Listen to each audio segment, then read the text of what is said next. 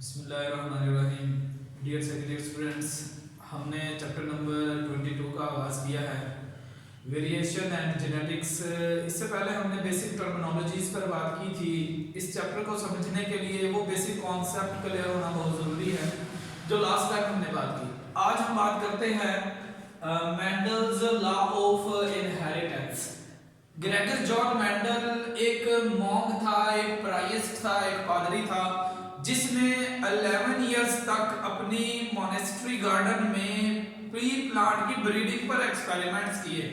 यानी हम कहते हैं कि ग्रेगर जॉन मेंडल 11 ईयर तक ब्रीडिंग एक्सपेरिमेंट परफॉर्म करता रहा अपने मोनेस्ट्री गार्डन के अंदर, और फिर इसने ये भी बतलाया कि why he choose the pea plant for these breeding experiments।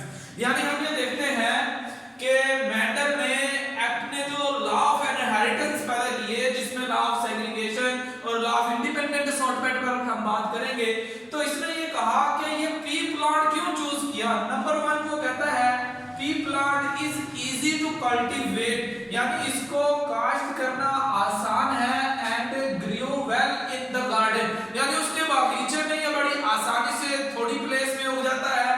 और इसी तरह से इसने कहा कि फ्लावर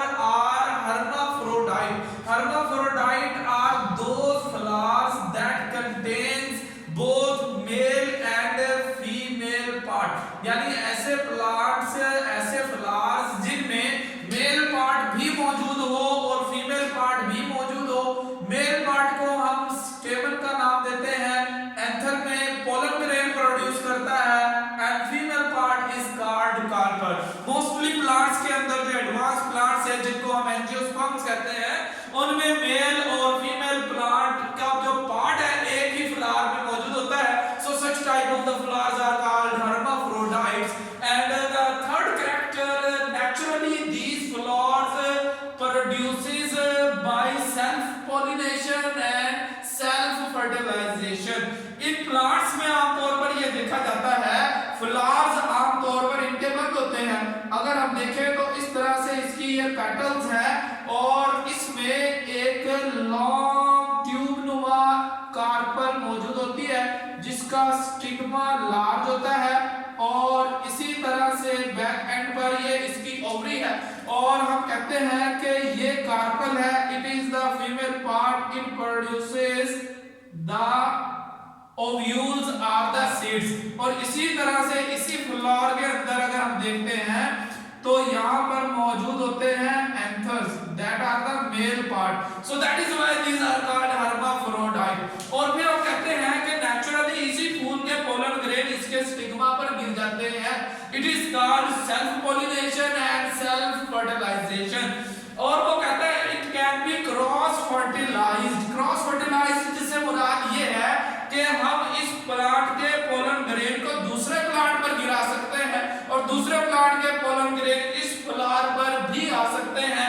इस तरह से इनमें वो कहता है क्रॉस फर्टिलाइजेशन करवाना, क्रॉस पोलिनेशन करवाना इजी है, क्योंकि अगर हम देखें एक प्लांट को सपोज किया हम मेल के तौर पर कंसीडर करना चाहते हैं, एक प्लांट को फीमेल के तौर पर कंसीडर करना चाहते हैं, यानी एक प्लांट का हम एग यूज करें और एक प्लांट का स्पर्म यूज करें जाइगोट बनाने के लिए, ताकि पता चले नेक्स्ट जनरेशन में इनहेरिटेंस कैसे वर्क करती है। तो वो कहता है ऐसा प्लांट होना चाहिए जो नेचुरली तो सेल्फ फर्टिलाइजेशन कर ले, लेकिन उसमें क्रॉस फर्टिलाइजेशन और क्रॉस पॉलिनेशन करवाना भी इजी हो, आसान हो।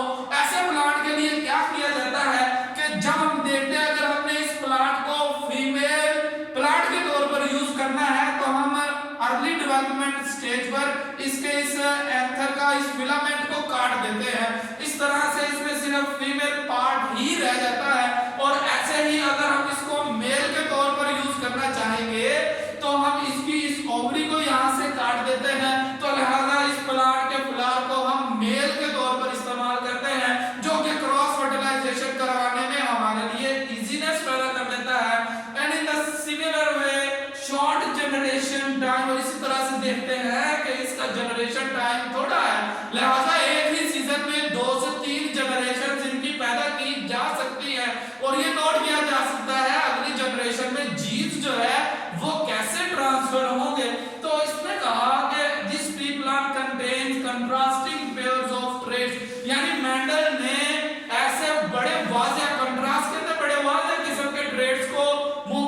किया था इस पी प्लांट में, जो इसकी कैलकुलेशन में टोटल 7 है।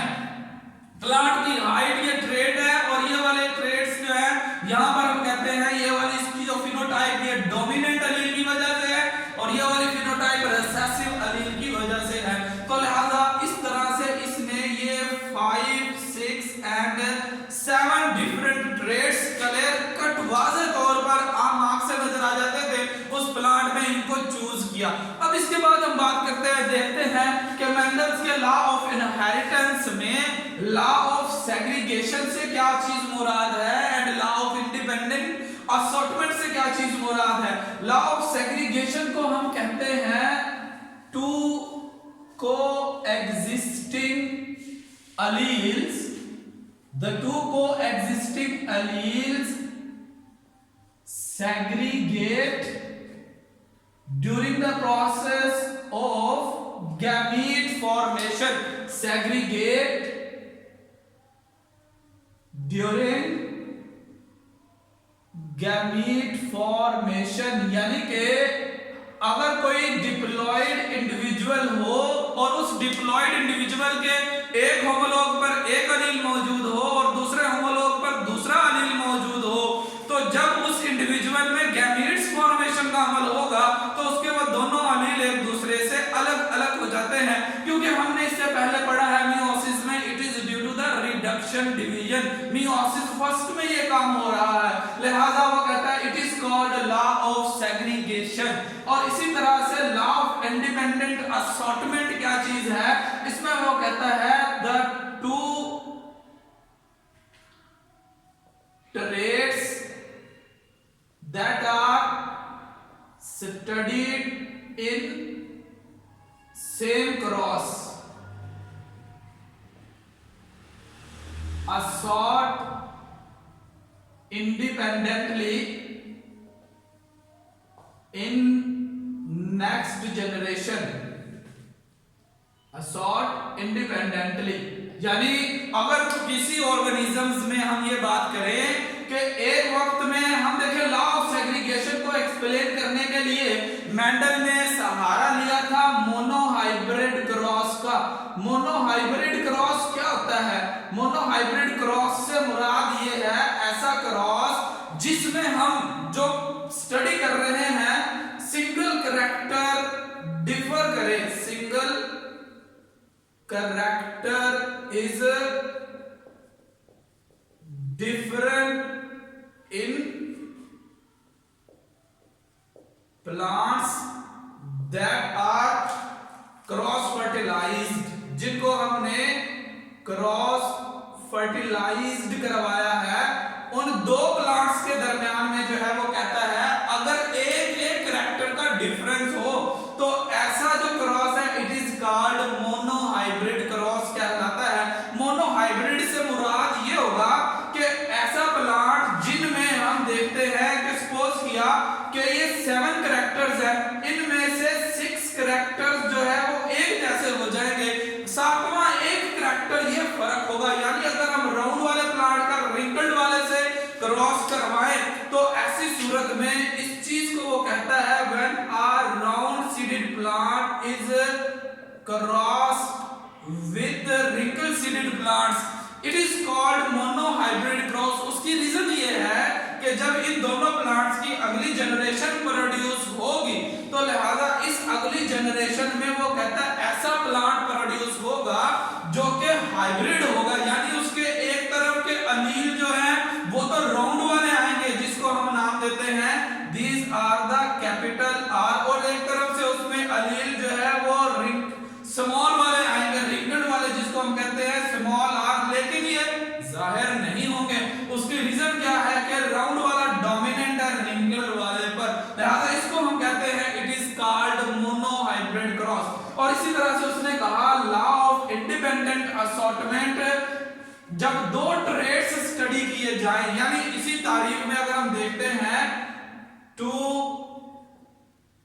Traits are studied in same cross, अगर उसी ही क्रॉस में अगर हम देखें दो ट्रेड्स यानी दो खूबियों को स्टडी किया जाए तो ऐसी सूरत में it is called dihybrid. Dihybrid का हमें तब ही पता चलेगा ना कि अगर एक अलील दूसरे से इंडिपेंडेंट हो, यानी हम यहाँ पर वो कहता है राउंड होना, सीड की शेप को भी शामिल करें और उसके साथ साथ सीड के कलर को भी शामिल कर लें, तो ऐसी सूरत में एक राउंड येलो वाले प्लांट का क्रॉस अगर करवा दिया जाए किसी ऐसे प्लांट से जो कि रिंकल्ड हो और इसके बीज में जो कलर है वो ग्रीन हो, यानी seed shape is one trade and seed color is the other trait. When the two traits are studied in these plants that are cross fertilized with one another, this is called the dihybrid cross.